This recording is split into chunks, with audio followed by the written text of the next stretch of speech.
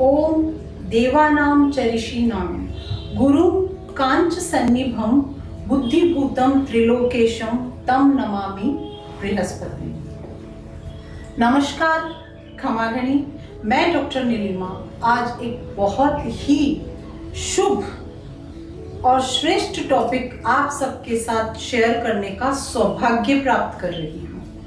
वो है नवों ग्रहों में से सबसे शुभ ग्रह बृहस्पति के बारे में, देवगुरु बृहस्पति के बारे में। कुंडली में बृहस्पति की शुभता कितनी आवश्यक है, कितनी अनिवार्य है, ये हम सब जानते हैं।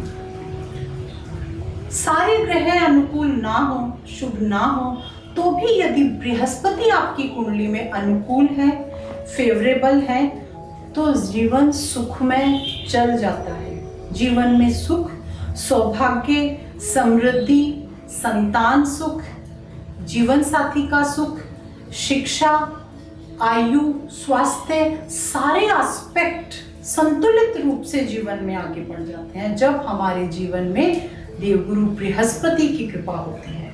कुंडली में बृहस्पति हमारे अनुकूल होते हैं। कुंडली में बृहस्पति कौन से हाउस में शुभ है, कौन से में शुभ नहीं है, कब अशुभ है, ये सारी चर्चा आज मैं यहाँ नहीं करूँगी। आज मैं आप सबसे सिर्फ ये बात करूँगी कि हम देवगुरु बृहस्पति या गुरु को शुभ कैसे बनाएं, उनकी शुभता का प्रकाश जीवन में कैसे फैलाएं। जहाँ सद्गुरु की बात हो वहाँ सद्ज्ञान की बात होती है, वहाँ सद्बुद्धि की बात होती है, वहाँ सत्संग की बात होती है, वहाँ सदाचार की बात होती है, वहाँ सारी सदता की बात होती है, शुभता की बात होती है।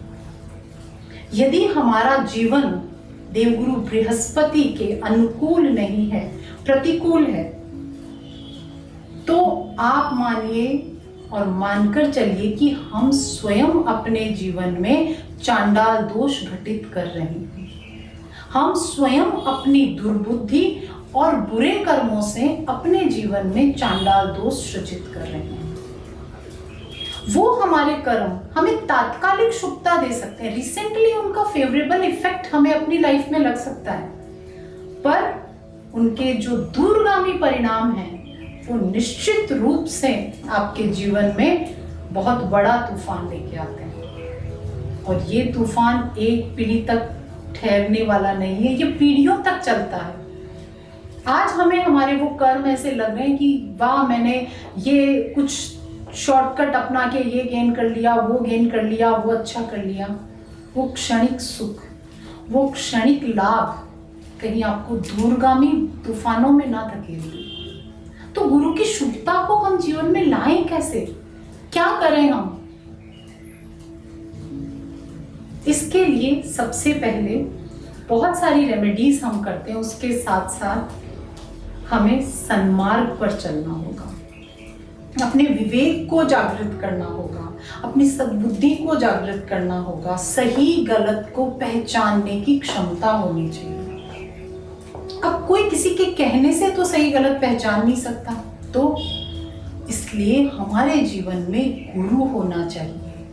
गुरु तुल्य, जरूरी नहीं है कि गुरु बाहर ही हो, वो गुरु, वो ज्ञान देने वाला, वो मार्ग दिखाने वाला व्यक्तित्व वो हमारे घर में भी हो सकते हैं, हमारे आसपास में भी हो सकते हैं। उनके बताए हुए रास्ते पे चल के, हम सन्मार्ग पे चल के हम सद्बुद्धि ज्ञान का विकास करते हैं, हम सही गलत की पहचान करते हैं, हम गलत कर्मों में नहीं फंसते हैं। आप जहां गलत में फंसे, गुरु की शुभता आपकी खत्म होनी शुरू हो जाती है और वो जन्मों जन्म तक आपका पीछा नहीं छोड़ती।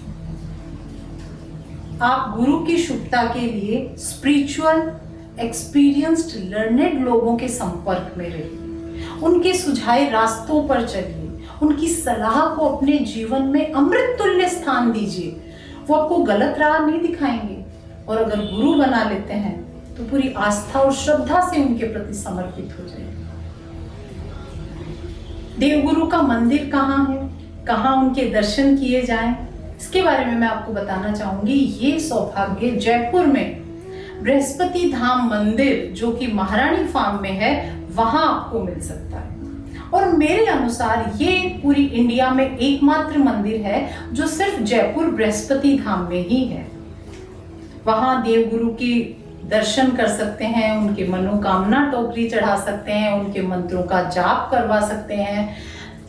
और इसकी शुभता, ये सारे काम करने से, ये सारी श्रद्धा भावना देवगुरु के प्रति अर्पित करने का जो शुभ परिणाम मैंने जीवन में देखा है, वो ना केवल मैंने अपनी लाइफ में, बल्कि मेरे आसपास मैंने जिन लोगों को भी सजेस्ट किया उनकी लाइफ में भी इसका चमत्कारी प्रभाव आया है। पर श्रद्धा और समर्पण से आया है।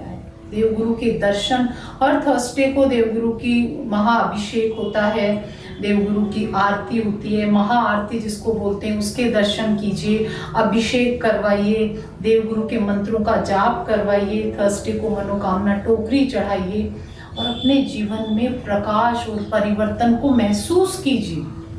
पर उसके लिए थोड़ा समय दीजिए। यकाएक जीवन में परिवर्तन नहीं आता है।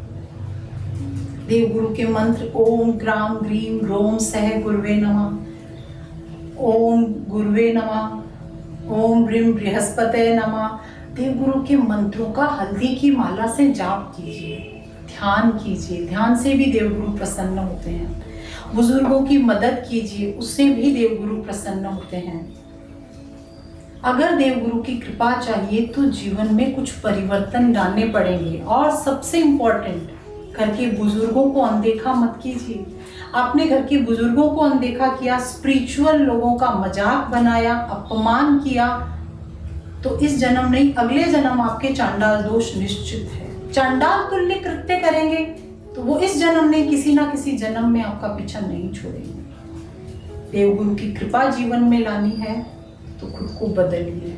कुंडली में शुभ है गुरु तो आप सौभाग्यशाली हैं, पर उस शुभता को बनाए रखिए जन्मों जन्म और उस कृपा को पाते रहिए। मैं आशा करती हूँ आज की मेरी ये सुझाव और बृहस्पति के बारे में जो मैंने शेयर किया है उससे आपके जीवन में निश्चित रूप से परिवर्तन आएगा। आप उसे अपना के देखिए, उस पर चल के देखिए। मेरे इस वीडियो को ध्यान से सुनने के लिए आपका बहुत बहुत आभार। मेरे वीडियो को शेयर जरूर करें और मेरे चैनल को सब्सक्राइब भी करें। आपका ये मोटिवेशन मुझे प्रेरित करता है कि मैं और अनमोल जानकारी लाऊं जो आपका जीवन बदल सके, और निश्चित रूप से हमारा पुरुषार्थ हमारा जीवन बदल सकता है। धन्यवाद। जय देवगुरु बृहस्पति।